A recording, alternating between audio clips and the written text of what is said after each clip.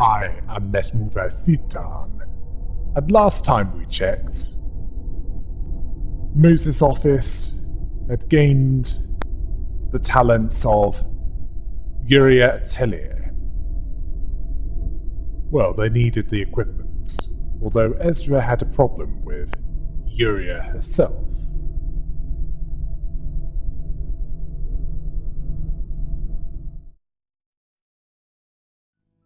Next, we move on to Chapter 8, Tae-young Produce Company. 3 people were eating early in the morning within Moses' office. Ezra was glaring at Yuria, this little intruder that appeared in their ordinary lives. Well, if you can define that as dealing with threats that defy explanation, violent syndicates, and sometimes the more difficult customers, that would be another day in the office in that city. Yuria teased Ezra by asking Detective if she was curious with Ezra staring at her for 30 minutes straight. Ezra was annoyed by this and called Yuria a small little thing. Yuria told Moses that Ezra was mocking her for her height. Ezra wasn't. This had been going on for a week. Yes, it's 3 weeks until they need to head to District 11.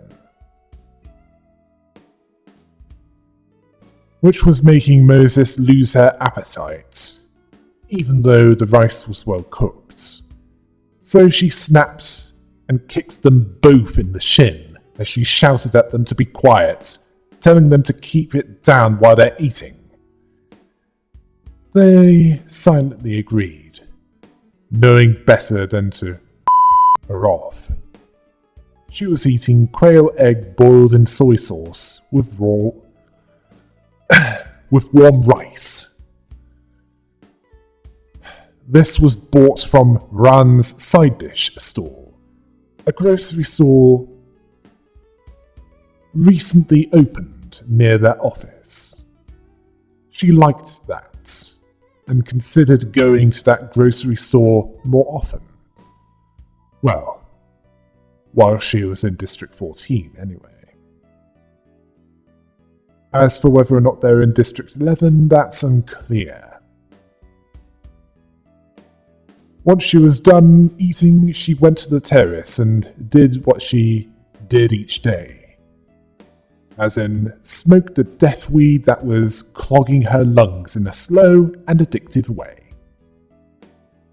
She ordered Ezra to do the dishes, and as for Yuria, she was making their equipment. She also observed the distorted heading to distorted workplaces. Although, at least with most of them, they hadn't fully distorted yet. As if they were, the distortion detective would have been hired to deal with that. Sometime after this, Moses asked Yuria if the gear was all finished. Yuria confirmed that it was. 11 pieces in total. In 1 week? Yeah, it was commissioned by Ezra, likely asking for complex and elaborate gadgets to spite her. Their quality was untested, but she certainly got the production speed worthy of her self-proclaimed title. Moses asked Ezra if the amount was correct. Ezra nodded. This annoyed Moses as they won't talk to each other properly. She threatened to cut their salaries if they kept refusing to cooperate with each other. Which was a pointless threat as it wasn't about the money for Yuria. it was about her work involving the EGO of Moses. And as for Ezra, she wouldn't have to pay her at all that month. This was unexpected from her. Moses can't believe how childish they were. But this is sounding more like a dysfunctional family. Moses made it clear that she didn't care what they did with each other as long as their beef with each other didn't get in the way of their work. They both silently agreed. Business was rather mundane after Yuria was taken in and in the employ of Moses, and it wasn't because of her immaturity, as most of the cases were comparatively trivial matters. No pipe was needed. Most weren't even distortion cases. I'm guessing that those that were, they were too weak to be much of a threat. Moses expected Yuria to die of boredom, but she wasn't that bothered. Besides, she was working on their gear for that week. Then, in their request box, she found an envelope with paper inside. She could tell that this case would be a big one, likely where they could test Yuria's gear. They headed towards the destination of this case, and according to Yuria, this was from a company, likely a subsidiary of a wing. Moses told her that Backstreet's companies are often the clients of their office, often transferring the problem to those specialized in dealing with them, rather than dealing with them themselves. Yeah, they're canaries in cages, checking to make sure it's safe to go in. She thought about this while holding her pipe between her teeth. Ezra was being uncharacteristically silent.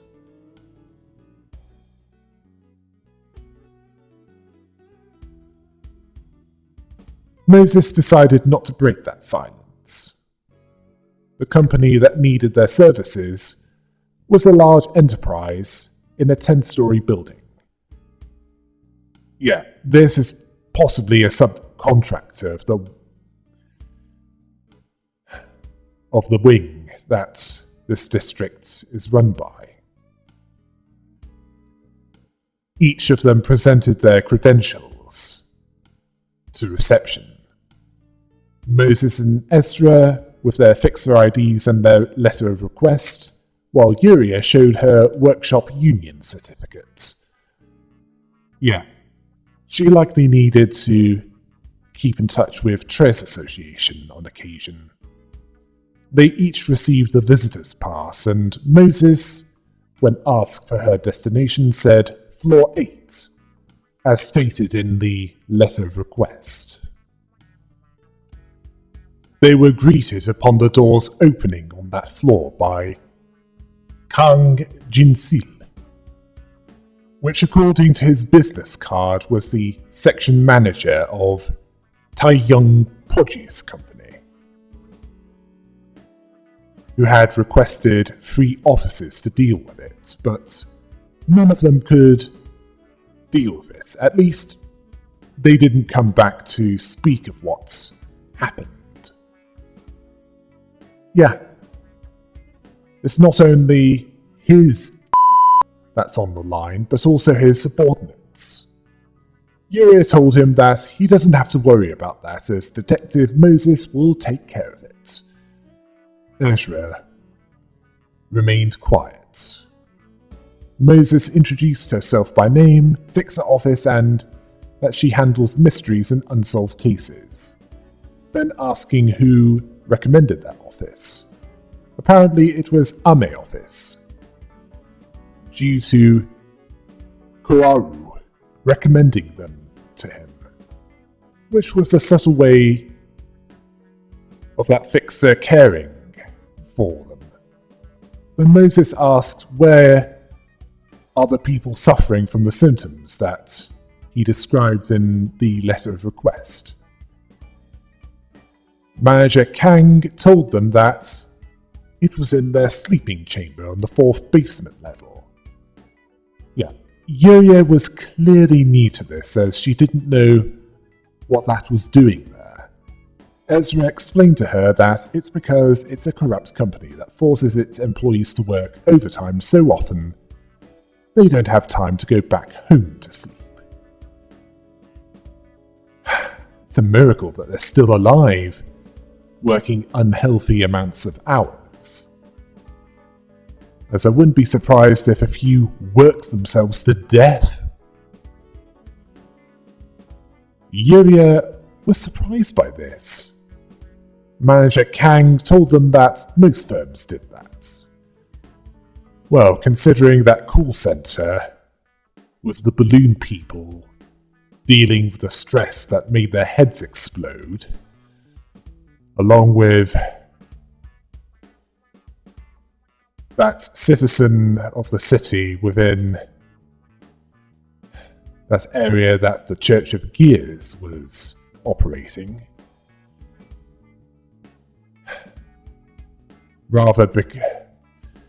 where they'd rather become a gear than continue with that life. It sounds too up to be a lie, doesn't it? Yeah, that's because of the complete lack of rights in that city. Moses told him to lead them to this place.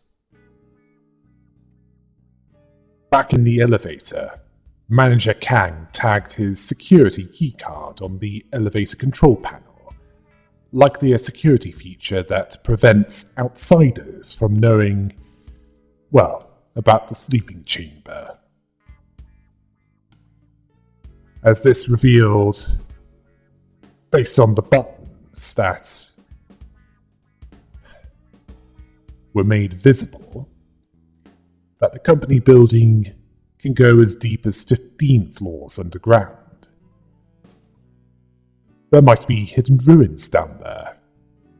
When Ezra asked what is produced that deep underground, Manager Kang didn't give a detailed answer, but he did say that it was used as their warehouse, before going down to basement floor 4. When the door opened, it was complete darkness. Yuria asked why it was so dark there. Ezra answered her as if she was asking a stupid question, by telling her it's where people sleep. Manager Kang found a light switch to turn on the lights. The lights revealed numerous people, seen lying on the floor in an orderly manner, where despite it being too bright to stay sleeping, the employees didn't wake up at all. Moses noted that they weren't waking from their dreams. Ezra asked what kind of dreams were they having to make faces like that.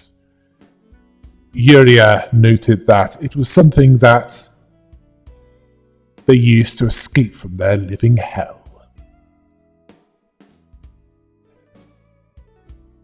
She wanted them to look at their recent work records. Ezra agreed, which made Yuria excitable. This made Ezra groan. Yuria was trying to appease Ezra for a while now. Not very successfully, based on that. Moses noted that it wasn't all.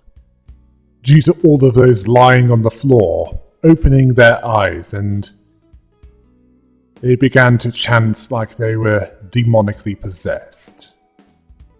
Ezra was freaked out by this. Yuria believed that there's a hidden message in what they were chanting. Moses asked Manager Kang if They could check their work records for the past month. Unfortunately, he was back in the elevator. He made a steel gate appear to prevent them from entering. He was then acting quite villainous, saying that they're capable enough to handle what was there. As the doors were closing, Moses asked what happened to Keo from Ame office. Manager Kang told her that she'll be able to find out soon enough and hope they survive that hell. Then the doors closed completely. Moses clearly understood that he got them good. If they're dead, he doesn't have to pay their office. She understood what happened to the other 3 fixer officers as the lights were flickering. She could see hundreds of eyes gazing at them. And then the lights went off. Yeah.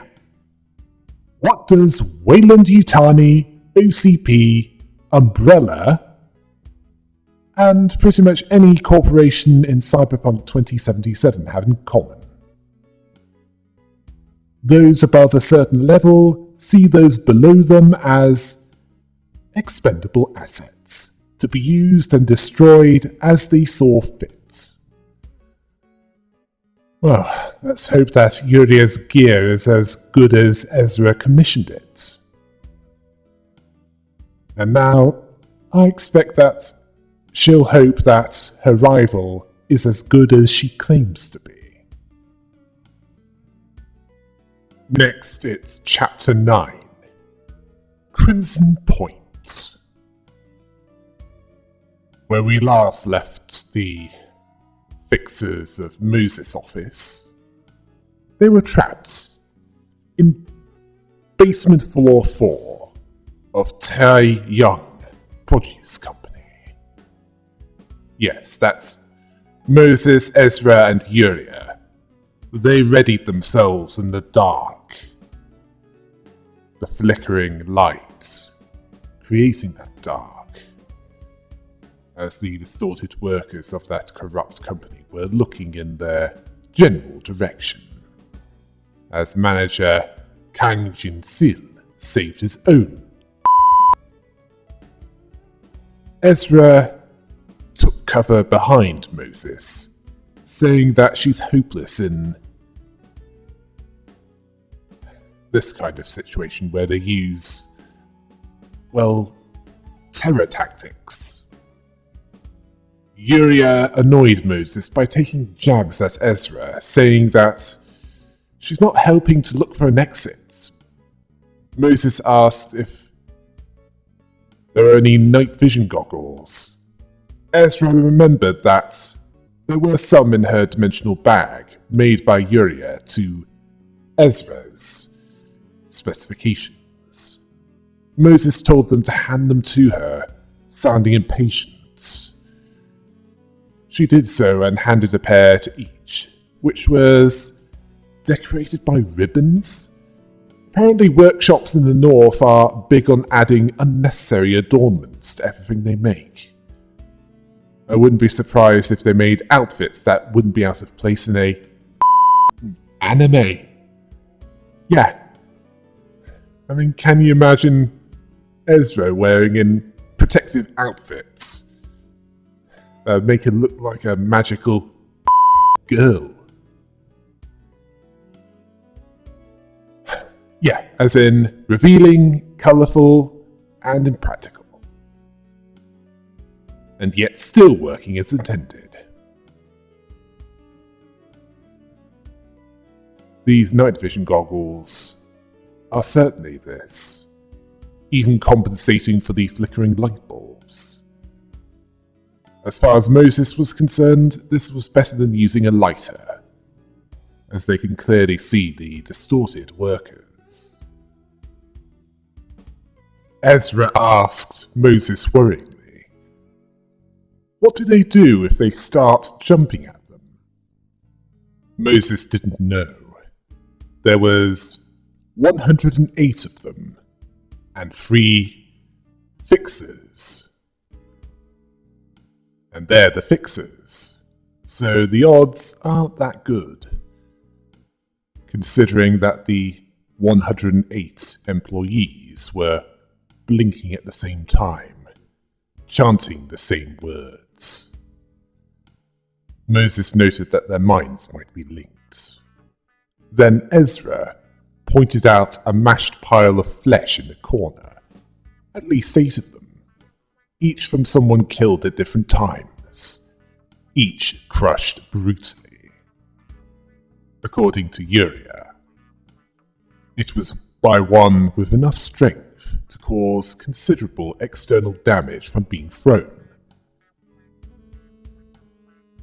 This was at least 33 hours ago.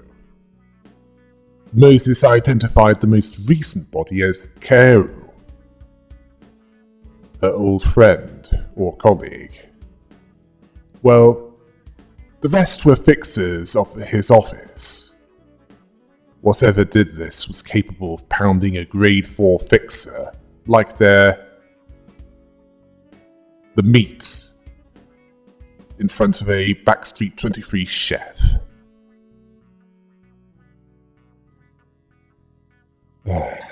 Yeah, sorry, can't think of a less disgusting example. Anyway, the 108 employees didn't appear to be what was causing it. Ezra asked what they looked like to the detective. Moses replied that they were taking various forms, no commonalities, much like those in the streets, but their distortions were starting to disappear. The distorted parts of each were separating and gathering to a certain spot, all converging within an altar, which was billowing with smoke. Their chants likely being a code and a ritual to summon something. The smoke condensed into a shape. Moses asked herself if she should have the employees killed to stop the manifestation from the smoke. But it's not a good feeling regardless. It could be favourable as easily as it could kill them. She questioned if she should kill 108 people based on an uncertainty. Getting it wrong could get Ezra and Uriah killed. She wasn't paying attention to what either of them was saying, although she was showing more concern to her subordinates than most operators would. She thought of using her white smoke to control the 108 employees, but she's not tried something on that scale before. Worst case scenario, she'll destroy herself. Best case scenario, it'd help them. The floor opened up, and the space below each employee swallowed them up. They were used as batteries of the mind. Only 3 remained in that 100 Tae-young space, which is 330 square meters and 3,558 square feet.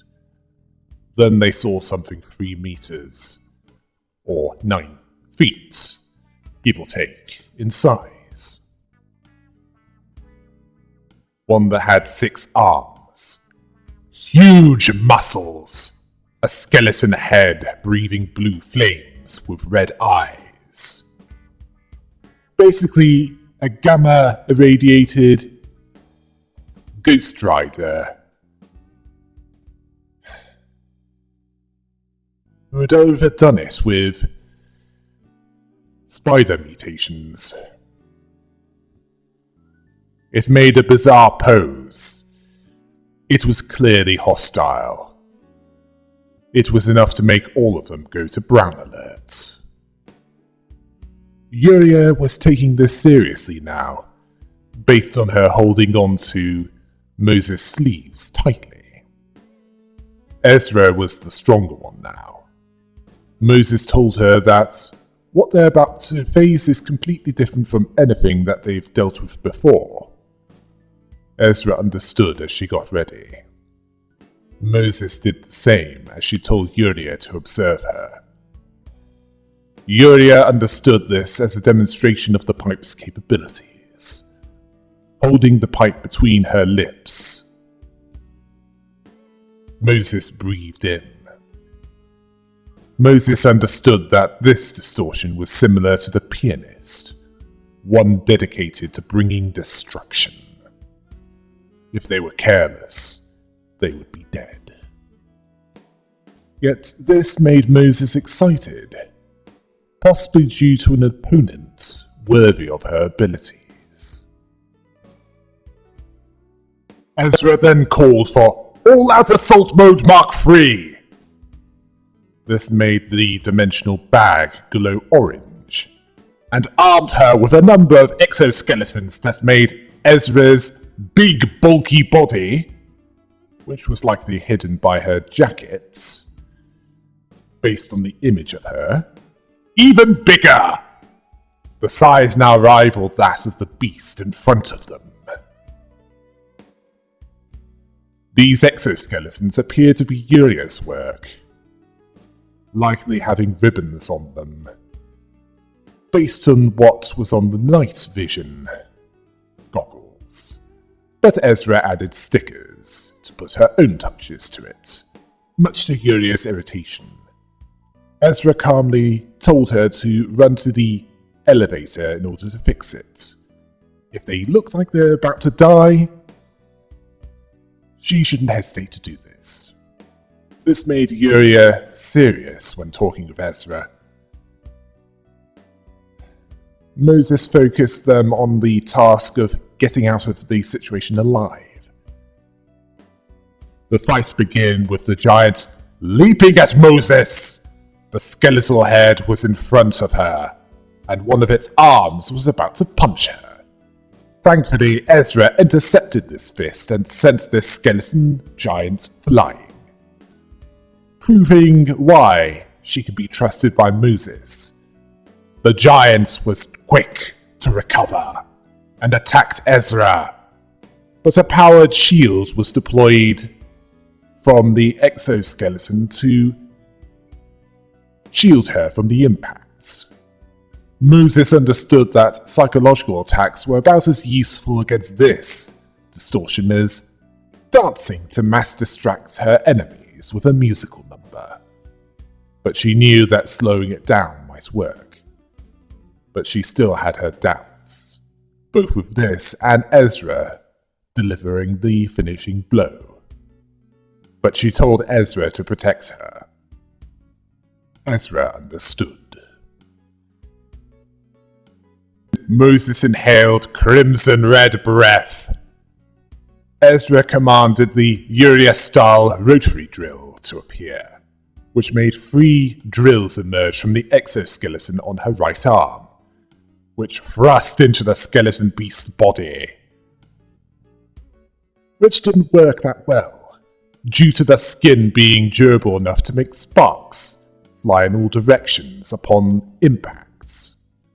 The giant pushed her away with 2 of its arms, and charged at her with the other 4. Ezra struck the giant's waist with her left arm during this. The giant knocked her across that chamber and into a wall with 4 straight punches, as Moses inhaled the crimson breath again. Yuria irritatingly told her to use the axe. Ezra then commanded, Yuria-style axe, which made a long pole appear from her back, which turned into a huge 2-handed axe. Yuria was surprised that the stupidly large axe would see use. Clearly she argued with Ezra about that element of her specifications. Moses then inhaled another crimson-red breath, and with this axe in Ezra's hands, she charged at the giant while it lunged at her with all three of its right arms. She cleaved the right arms clean off. This impressed Ezra, as Yuria mentioned that it was sharpened by her teddies in her workshop for 4 whole days, which cuts better than hyper-oscillation blades. So better than sonic weaponry. Ooh, I can see why Yuria is among the top 10 workshops in District 14. Moses inhaled another crimson-red breath. Then Yuria warned Ezra, due to the cleaved arms morphing into sharp spikes that wedged into Ezra's flesh. He used the axe to slice most of them off of her, and then she kicked the giant away and swung the axe at it. Yuria warned that the edge of this axe was worn down, which disappointed Ezra, as she seemed to quite like it, and then threw the frayed axe onto the ground. Moses inhaled another crimson-red breath, while Ezra and Ghost Spiderhulk were going all out, with the Titan pummeling Ezra with the arms that it had left, causing massive damage to her exoskeletons. Blood was gushing out of her body from the stakes that were still stuck in her body. Yuria was crying at Moses, silently telling her to get on with it, as she kept inhaling crimson-red breath. She sunk into her inner world, her past swirling around her. Every atrocious moment, memories of violence that she never wanted to recall. All the blood, all the scars, both physical and mental. All the corpses, all the pain, all the war, all the carnage. The red smoke seemed to be made of concentrated malice. Moses told Ezra that she did good work, as the pipe formed a scarlet cylinder construct.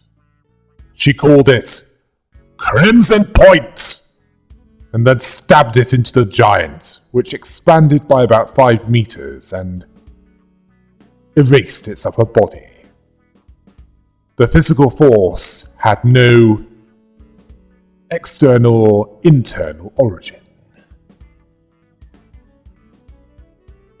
Although this amalgamation of characters from the Marvel universe was destroyed, Moses, at least psychologically speaking, wasn't in good shape. Her body was shaking more than a poorly constructed building during an earthquake. Her eyes were more bloodshot than the operator of the Mola office after a night on the town. And her mind was filled with more destructive impulses than an authoritarian dictator, filled with paranoia and insanity. She was also coughing blood. Ezra told her that it was over, hugging her, and Yuria was next to Moses crying. This made the detective snap out of it, telling them that they did well, and told them that they should figure out what the is happening in that company. Now for Chapter 10, Blockade. After a titanic battle between Ezra and Moses against Ghost Spiderhulk, as I'd call it, Yuria was working on repairing the elevator, while Moses was looking after Ezra. Although Ezra brushed that off, as they've done this more than once. although Moses noted that she wasn't usually this badly hurt. And that was due to a lack of caution, especially considering that it was a distortion, and quite a powerful one as well. Moses applied first aid, taking a first aid kit out of the dimensional bag, as she needed to bandage Ezra's wounds. It was a while since she needed to do that. No need to remove the stakes as they turned to vapor when the skeleton beast was destroyed. Fanar Workshop made pressure bandages, which Moses used on the open wounds to stop any more blood oozing out. And strangely, there was no infection or transmission. Ezra noted that the distortions were getting stronger and tougher, asking if it was similar to the mock exam case. Moses didn't know, but her main concern at this point was with Ezra.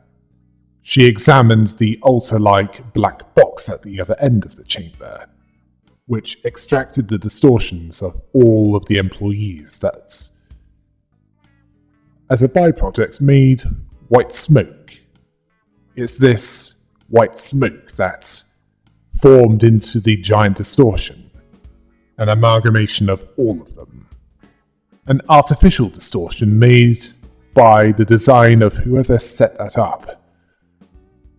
Well, L-Corp made abnormalities to produce enough power to meet the city's needs, so it's certainly not outside of possibility.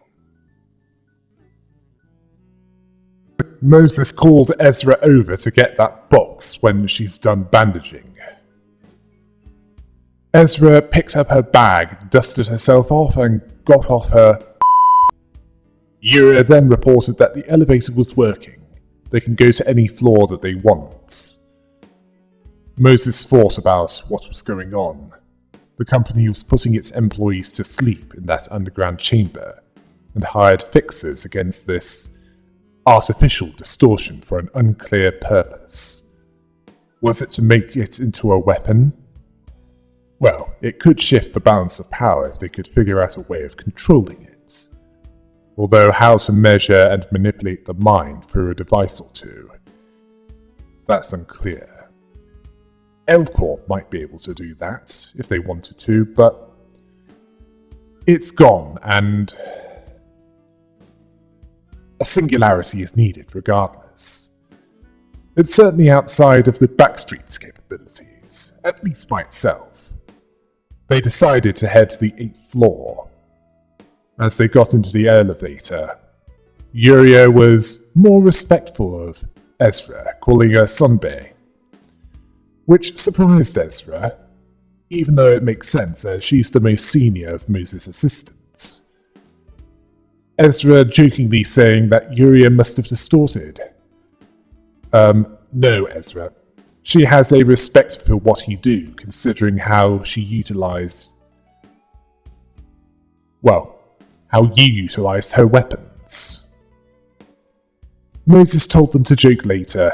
They've got an investigation to take care of. Yes, an investigation involving artificial distortions.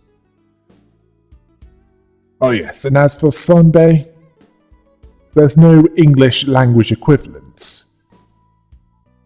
So we pretty much get what we get in this case. There is a Japanese equivalent. Senpai. Oh, yeah. I know. As in, notice me. Let's just move on.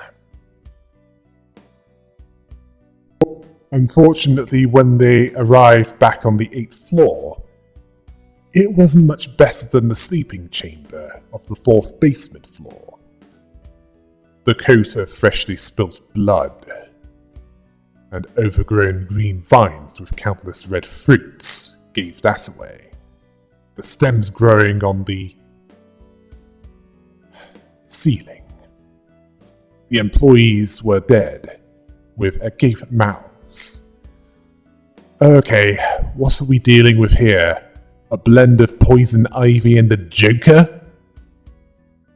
In the middle of the office, on that floor, was another box, similar to what they've just encountered. Ezra asked if it meant another distortion like the one that they thought was on that floor. This concerned Moses, as they had to launch pretty much everything that they had to take care of one such distortion. If they fought this one, they're more likely to be killed. She decided that this was a battle that they had no chance of winning, telling her assistants to follow every order that she gave them. They knew better than to argue with her on this, after what they've dealt with previously. Unfortunately, a siren went off with an announcement of an emergency lockdown, where Tae-young produce company was closing business as of that point. Employees may not leave the company building. And then shutters came down on the office windows. Ezra tried using both Namir and Alas workshop gauntlets, a combination of increased weight to blows and velocity. But even blows from their combined power did all. The shutters were only dented. This company clearly invested heavily on its security. They were also trapped on that floor due to the system running the building shutting down. The elevators couldn't be used.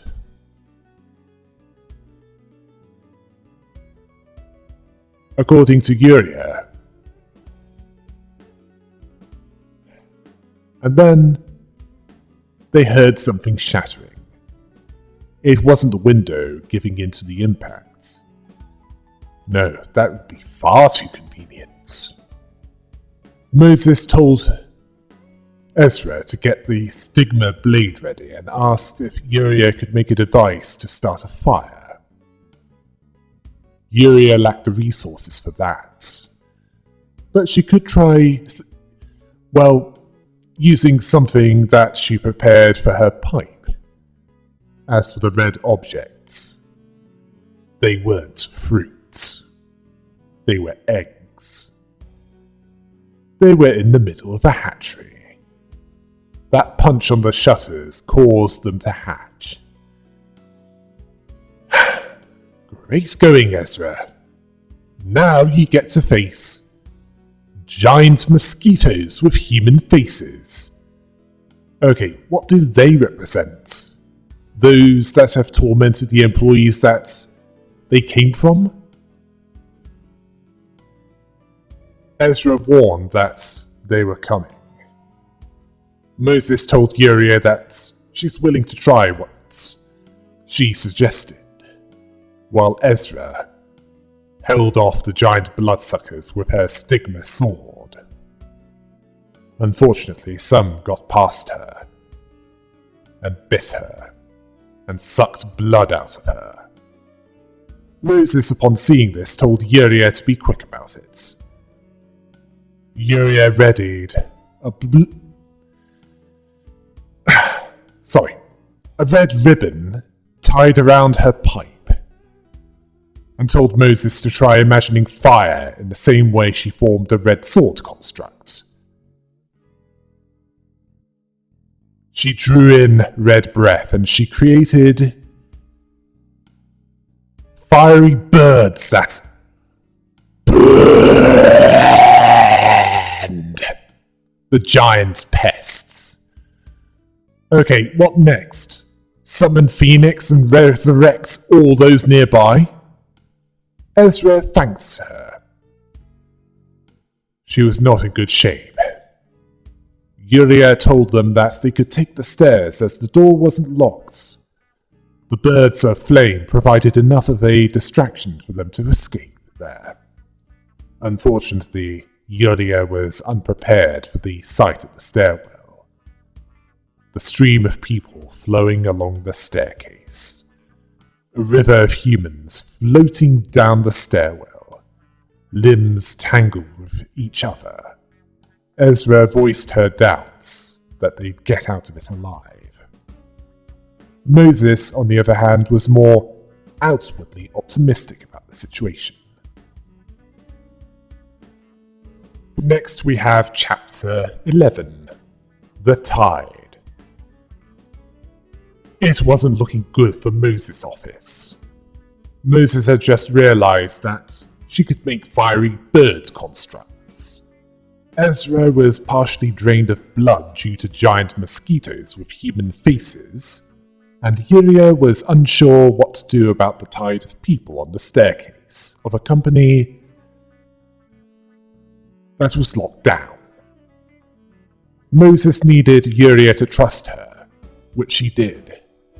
Moses wanted them to jump into that stream. Yuria understood, although Ezra was confused by this. I mean, jumping into a torrent of people that weren't exactly themselves. Well, regardless, Moses stepped into this river first, immersed in an ankle-deep stream of flesh. And upon descending, she saw what it was like on the other floors. On the 7th floor, she saw employees crawling on all fours, preying on each other. Seriously, there aren't enough priests in that city to exorcise that many. On the 6th floor, humans were stacked up in folded cuboid shapes. So they were human origami. The 5th floor was full of drowned employees floating in the air. Yeah, don't ask how that works. There's not enough info.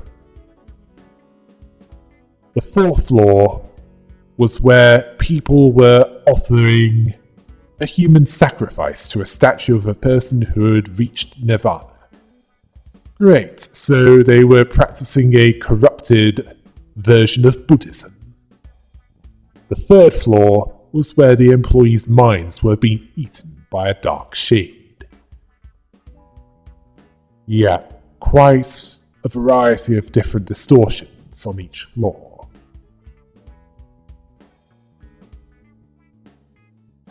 Moses was struggling to keep herself intact as people's distortions were joining each other. While entering the underground floors, she was still haunted by the past. The missions she went on, the companions she failed, her carelessness was the cause of their deaths, her regret and longing surfacing. She held on to Ezra and Yuria's hands.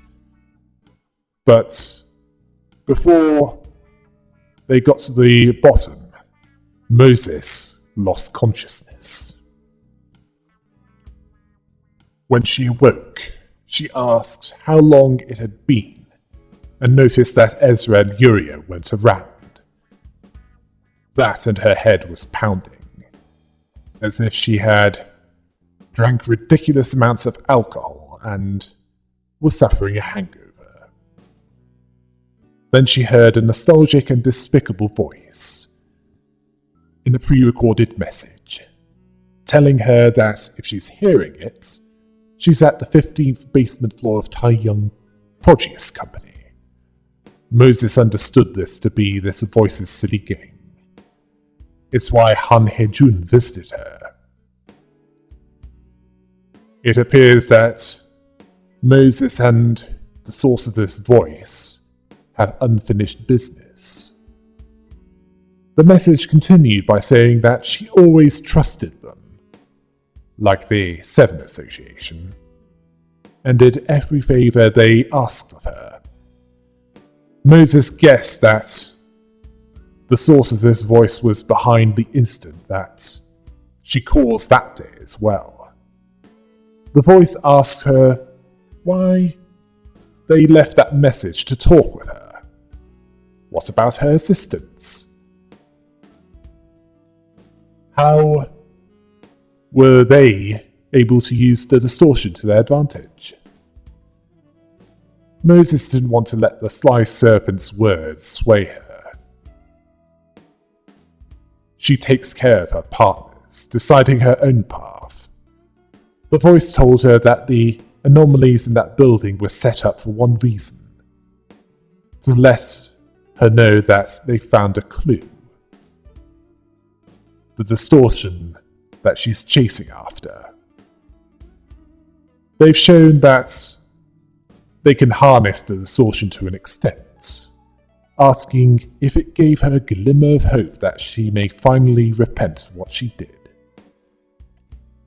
Moses was about to go meet this sadistic version of the Riddler anyway. There was no need to pull this. The voice told her that if they didn't go to such lengths at the very minimum, her hatred towards them wouldn't have carried much weight at all. She decided to spare no more thought towards them, as the message repeated. She focused on finding Ezra and Uriah.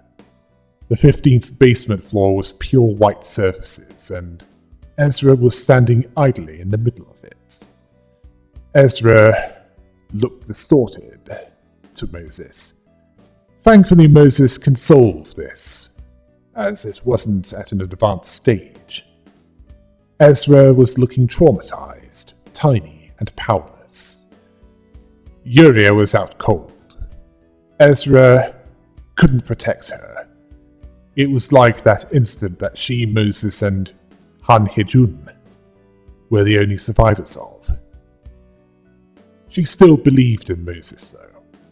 Apparently, this distortion that she was suffering from took the form of antlers on her head, along with a number of masks plastered all over her body. She was then taken in by a river of distortions. Moses let out a violet breath to solve Ezra's distortion free of charge. Well, she's more useful to her intact, so why not? Now we move on to Chapter 12. Masks. Moses had to take care of a case of the distortion with Ezra, having taken the worst of the river of flesh. Ezra, one with little faith in herself, one that wore a different mask each day. The expression was that of the mask covering her face. The true expression of hers was unknown. Moses just accepted this and didn't forcefully resolve her distortion until now. Well, good job that there wasn't an abnormality or distortion similar to the mask that turned the wearer into a green reality warping bringer of chaos. The city is up enough as it is. Moses was forced to do this as Ezra was almost losing herself, swept up by the distortions of others. The masks of others were proof of her perilous state, where she prepares a mask for each person that she confronts, with an emotion for each mask that she wears. There was a storm raging in her mind. A storm that must be a Category 5. Moses could she could hear loud noises coming from Ezra's masks.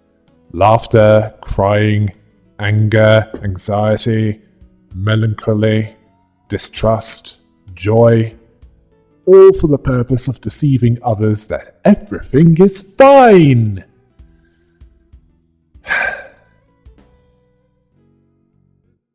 Moses coiled the violet whip constructs. Violet likely being a cleansing or non-lethal incapacitation construct, and said to Ezra, "Let's dance." She used the whip construct on the mask on her right leg, and Ezra asked what her favourite sandwich was. Moses replied that it was mustard, which was hers as well. This allowed Moses to tear off that yellow mask, likely representing happiness, which was painful to her, especially as the red mask on her right shoulder was making Ezra full of rage, giving her a desire to kill all and break any who had to die. During this, she grabbed the whip construct, and Moses evaded that fist. Then she wrapped the whip around Ezra's body, while tearing off the red mask, telling her that violence is used only when necessary. Then the red mask shrieked as it was ripped out. It was hot, based on the searing heat that Moses felt. Ezra struggled so hard that she crushed Moses onto the floor. Some bones of her cracked as a consequence.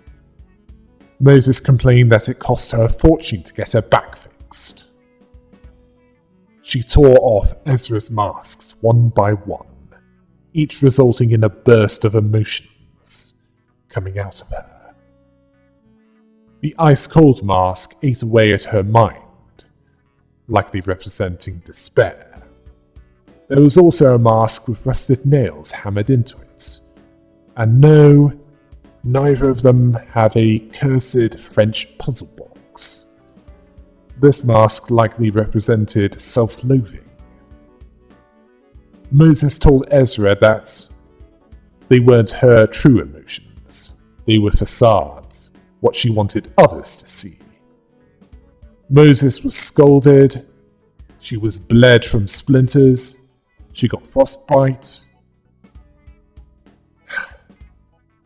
There was also nausea-induced vomiting. Then only one mask remained. This last mask represented sadness, the last one that Moses wanted to face. Ezra still felt it towards those that she couldn't save. She couldn't protect them all. This blue mask was in the middle of her chest, crying, tears falling from its eyes. Moses understood that it wasn't her sadness. It was forced upon her by others. She shouldn't feel it if it's not really hers, but Ezra asked if she really was feeling it. Moses told her that it wasn't because she couldn't save everyone that day. It was because Moses was bearing regret for what happened. It was excruciating for Moses to say this, but she knew it was necessary. This resulted in the mask opening its mouth and wailing loudly, which was painful for Moses as well upon hearing this. The tears of the mask were an unstoppable stream. Then the mask broke apart, which embedded itself, well, the shards of it, in her chest, and the wounds bled tears instead of blood. This restored Ezra. She knelt down, staring at the floor. Moses slowly walked over to her to comfort her, telling her that it was over now, gently caressing her head. The tears Ezra cried were truly hers at this point, and she apologized for what happened. Moses then focused on Yulia. She wasn't in good shape, and not due to a torrent of distortions like it was with Ezra. She took a whiff of her pipe as she thought about what to do next.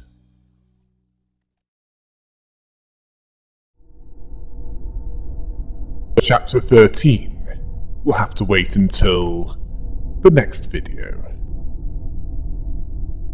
Don't worry, the rest of the explanation for this produce company will be right at the start. Until next time. Hail the rabbit!